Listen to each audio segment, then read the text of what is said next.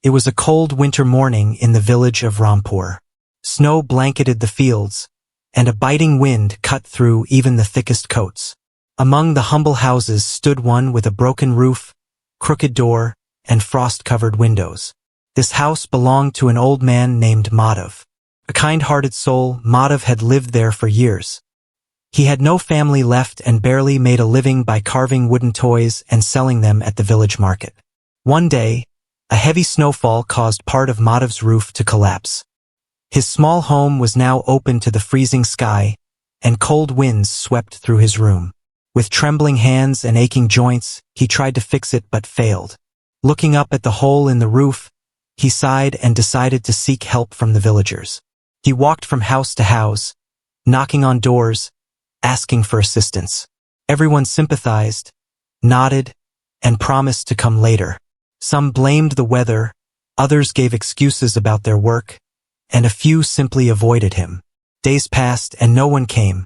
Madhav grew weaker with the cold, but one morning, he looked in the cracked mirror hanging on his wall and said to himself, "If I don't try again, I might not survive another storm." He wrapped himself in layers of clothes, took whatever tools he had, and slowly climbed up to the roof. His fingers were numb, his back ached, and his body cried out for rest, but he didn't stop. As the sun rose higher, villagers walked past, watching in silence as the frail old man patched his own roof. Some felt ashamed. Others offered to lend tools or materials, but Madhav politely declined. He hammered each nail with care, sealed the gaps with rags dipped in oil, and covered the hole with wooden planks he had saved from old furniture. By evening, the roof was patched.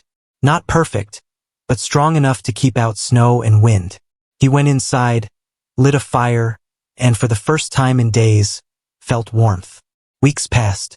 The villagers spoke about Madhav's determination.